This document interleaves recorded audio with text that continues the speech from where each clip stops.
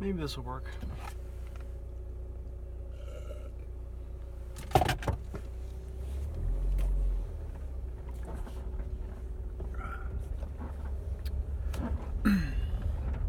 Sneak out the old driveway here. Yep, car coming. Gotta wait for him.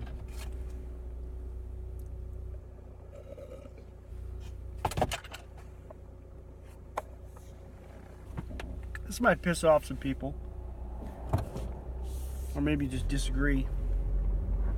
But I'll try to make it short. If damn cows. I think we can agree that music, I love music, but I think we can agree that music has an effect on us. Okay? You can hear certain songs that make you feel real patriotic. You can hear music that kind of brings you down, brings you up, whatever. There's, songs, music that people listen to going into battle. It alters your state. Music can alter your state. Okay? Change your emotional state. That's what makes music so powerful.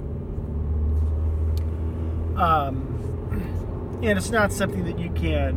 I mean, I can hear a certain song and bam, I'm reflecting back to the different day and all this kind of stuff. You can also listen to music that music that is constructive, that makes you feel better. Hey, I'm proud to be an American, or this kind of thing. And so if we can agree that music has that effect on people, some music may not have any effect on you, it just doesn't come out that way.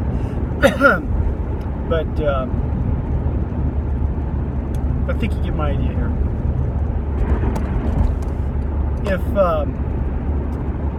I've complained about this, and not until just maybe the past 10 years, but when rap and hip hop was coming on in the 90s, and it's older than that, but when it was becoming pop culture, the main thing. I remember back to 1985, 1986, I got out of high school. I moved down to Huntington Beach, and different story. Tipper Gore's wife came out and wanted to shut down MTV because it was a bad message for the kids. And we all laughed at it and said, hey, it's just music. Music doesn't affect people. Well, the sad fact is, music does affect people. And what it does, music enhances, I don't know if that's the right word, but it has an effect on your attitude. And this is where I'm going with this thing. I complain about rap music, hip hop, and all this kind of stuff the past 10 years. Now, I do not listen to it. In the late 90s, early 2000s, the girlfriend I was with, that's all she listened to. And I didn't have a problem with it, and I didn't care. But that's, like I said, I don't know what it is today. Maybe it's totally different. But the message back then with rap and hip hop, excuse my language, was bitches and hoes. Selling dope, shoot this, all this kind of crap. There was nothing positive coming out of it. It was never a song about someone overcoming. It was never a song that made you feel patriotic or proud to be who you were. This was just a bunch of dead-end people with a bad attitude that they had no choice but to turn to crime and treat women like crap. And so, and this is pervasive. This is 90% of it. There might have been some other stuff in there, but occasionally some rapper comes out and says, hey, you guys need to clean up your act, but it doesn't really go anywhere. Now, currently, whatever's out there, I don't know. So maybe it's totally different now.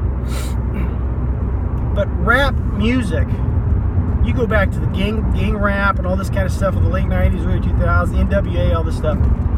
They were, it was a real poor message, if it was a message at all. Now, if this was these people's history and they're expressing themselves, hey, that's great. But kids, young people, young men look up to these people. And you're either going to look up to a guy who went out of his way, got a college degree, or went into the service, came out, worked hard, saved, built a family, did all these things. You could look up to a guy like that. Or you have this other guy who's fresh out of jail, all tatted out, beating his women, guns, gangs, dealing, and all this kind of stuff. Well, most people went towards the bad template, so to speak. And I look at kids today. Just I back in the early 2000s, the first decade there, because I'm in a retail business, so to speak. I deal with a lot. I'm the front guy of people come in. I'm the first one they got to deal with, believe it or not.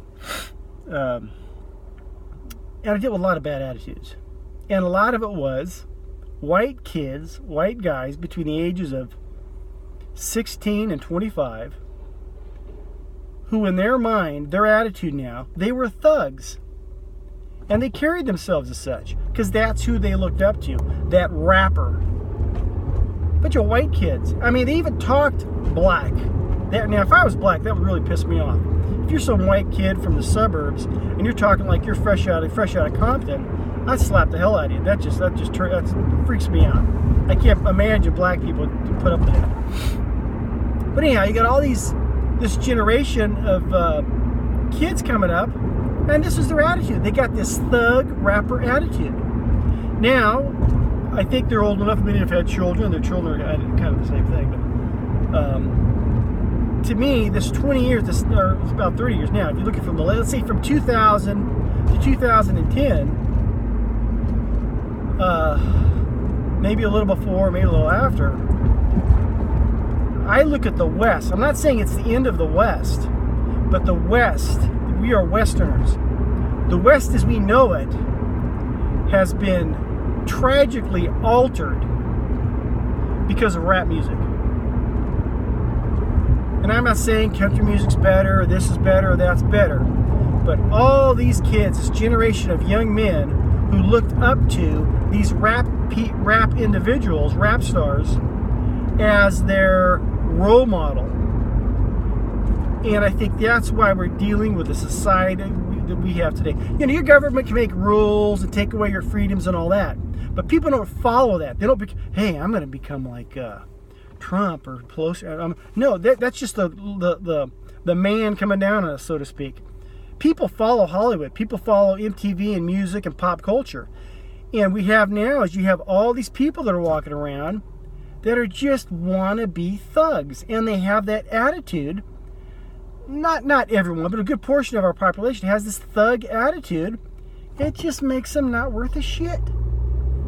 And I deal with these people quite frequently. I actually think it's getting better, because I did some videos before about guys that are young men that are coming into my business that are all of a sudden totally different. Thank you, sir. Have a pleasant.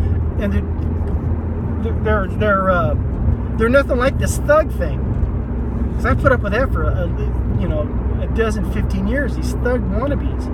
That's changing. Hopefully, it's changing all the way around. But I really think the problems we have today in our culture as Westerners, if you're in India or something, it doesn't count, it's different over there, but as Westerners, people that have this music available, and the people around us that are following these people as their role models, or did follow these people as role models, these rap people, whatever, this thug thing, I think that's what's pretty much ruined our culture.